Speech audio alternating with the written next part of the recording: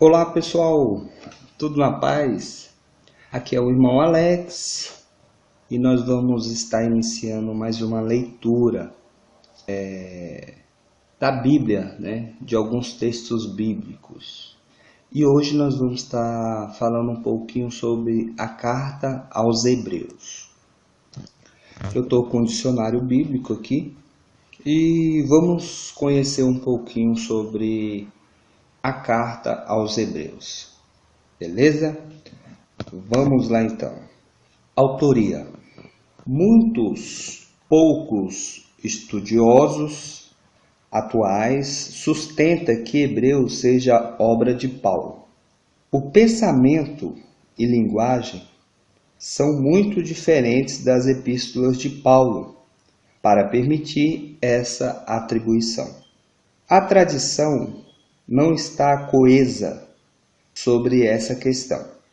No Ocidente, Hebreus não foi aceita como canônica antes de 350.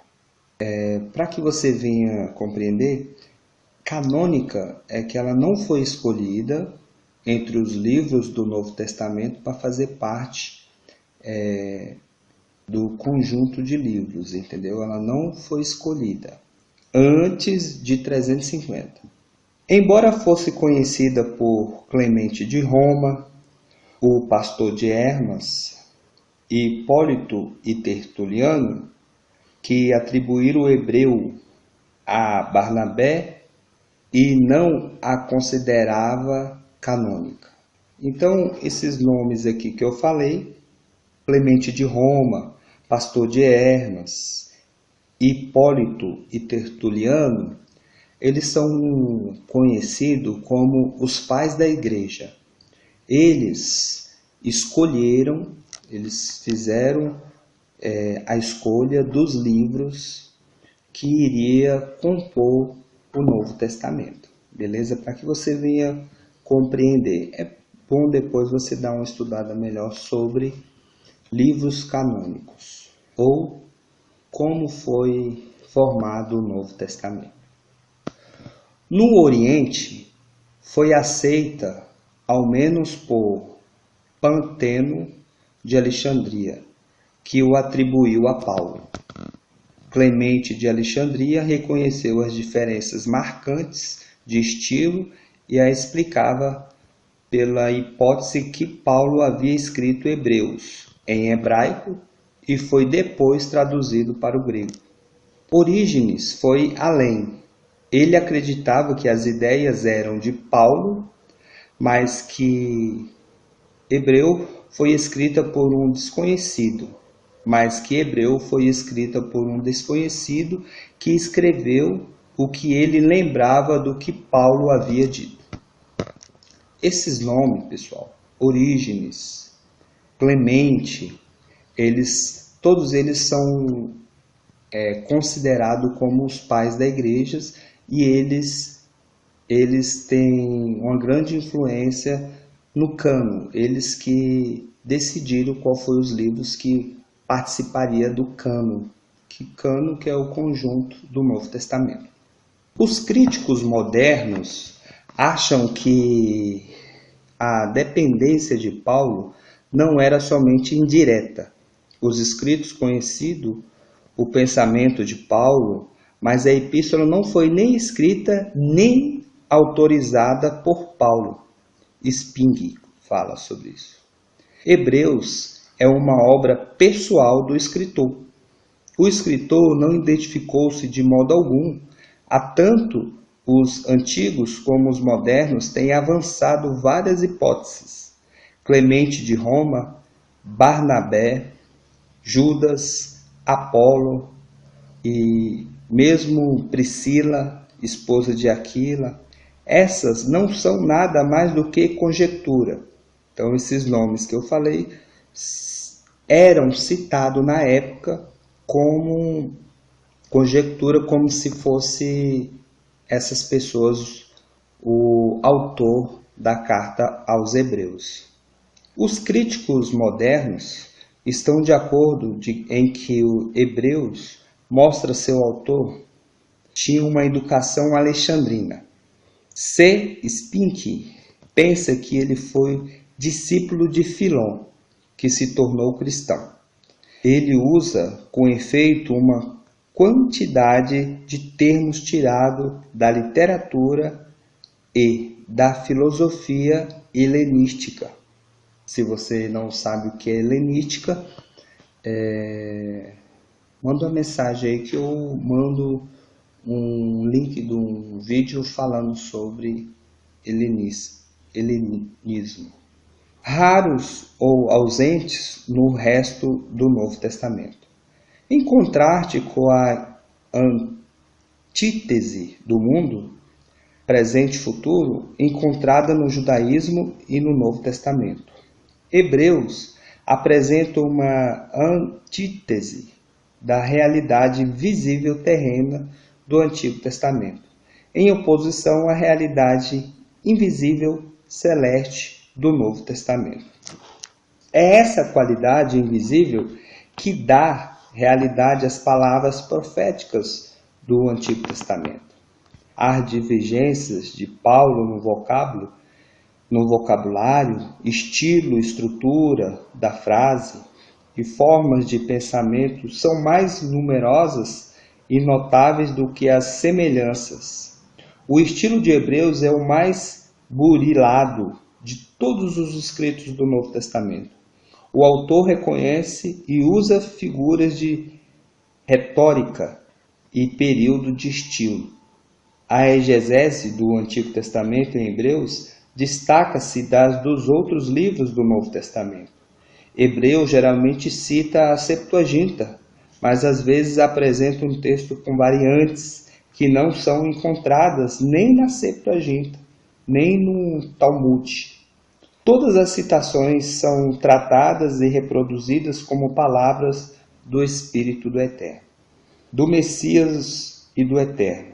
Esse método de citação é característica de Filon, não dos outros livros do Novo Testamento. O autor emprega métodos rabínicos de interpretação e os comentários alegóricos usados por Filon.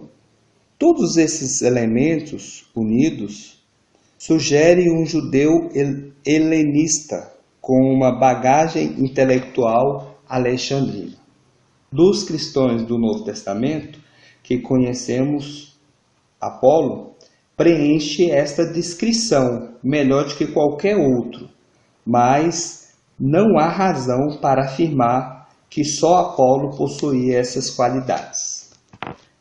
Data, local de composição. Hebreus e 1 João são as únicas epístolas que não têm saudações introdutórias, mas Hebreus tem uma saudação conclusiva. A ausência de introdução não pode ser definida a perda do texto. Em todas as mensagens de épocas antigas, não há caso em que só a saudação tenha sido perdida, já que Hebreus é, por outro lado, mais um tratado do que uma epístola. Alguns questionaram se ela é realmente uma epístola e se foi endereçada a alguma comunidade ou grupo particular. Diferentemente das cartas de Paulo, Hebreus não apresenta uma clara visão doutrinal e moral. As exortações estão espalhadas entre as exposições doutrinais. O paralelo mais próximo à sua forma encontra-se no discurso sinagogal helenístico, que se acha no Apócrifo de 4 de Macabeus. Outro texto de influência alexandrina. A maioria dos estudiosos atuais e de parecer que ela foi endereçada a um grupo ou uma comunidade particular, mas não há acordo sobre a identificação do grupo. O título já era conhecido no século II, mas provavelmente não é muito anterior. Parece ter sido determinada pela ênfase sobre as instituições do Antigo Testamento. A maioria dos estudiosos modernos duvida que Hebreus tenha sido dirigida aos cristãos judeus. Seus termos podem igualmente adaptar-se a uma comunidade de gentil sem nenhuma referência à divisão entre judeus e gentios, ou a uma comunidade gentílica fortemente influenciada pelo judaísmo, como a Colossos. Parece não haver dúvida de que o grupo, qualquer que fosse, estava aflito por causa de perseguição e de crise, e enfraquecida em sua fé. O escritor acredita que o evangelho primitivo necessitava de desenvolvimento e aplicações às necessidades daquele grupo. C. Spink propôs uma hipótese interessante. O grupo consistia de sacerdotes de Jerusalém que se tornaram cristãos e fugiram, talvez para Cesareia após a queda do Templo de Jerusalém, em 70. A mensagem visada a confortá-los com o seu anúncio do sacerdócio, templo e sacrifício celestial e eternos, outros não acreditam que o tema central da epístola, que é um tanto difícil de definir, seja tão exclusivamente a sacerdócio do Messias. John Campbell o define: a fidelidade do Messias, o sumo sacerdote celeste, tornando-se perfeito por sua obediência no sofrimento, o último intelector do Eterno. O Messias nos convida, apesar das perseguições, a permanecer fiéis à nova e definitiva aliança celeste, merecida por seu perfeito sacrifício sacerdotal. O local é desconhecido, embora a Itália seja sugerida no capítulo 12, verso 24. A data também é desconhecida. O uso de Hebreus por Clemente de Roma indica uma data anterior a 90, e os estudiosos modernos situam-se entre 60 e 90. A maioria entre 80 e 90. Elementos teológicos. Embora a posição central do Messias esteja na linha da teologia de Paulo, a centralidade do Messias no sacerdócio não é uma ideia característica de Paulo. O Messias é o Filho eterno preexistente e sumo sacerdote. O escritor afirma sua humanidade, pois através de sua humanidade que ele alcança a solidariedade que o torna mediador. A morte redentora tem a eficácia de sacrifício. A enfatização da aliança do Novo Testamento é característica de Hebreus. Como Paulo, Hebreus considerava a lei inútil, mas estranhamente ele considerava a lei meramente como lei cerimonial e não atenta para seu conteúdo moral. Diferentemente de Paulo, ele considerava as eficácias salvadora da morte do Messias assegurada, não pela ressurreição, mas pela entrada de Yeshua nos céus e pela sua glorificação.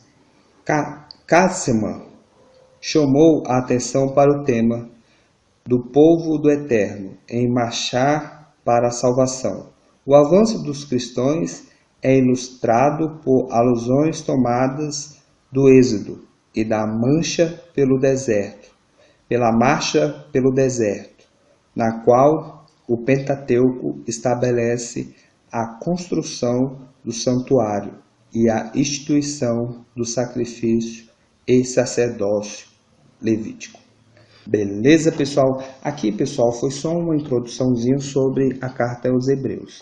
No próximo áudio, nós vamos estar lendo, na realidade, capítulo por capítulo, e espero que todos participam, beleza? Se você quiser receber as mensagens, manda um oi aí no meu WhatsApp, 61991192421, irmão Alex. Fique na paz e um grande abraço.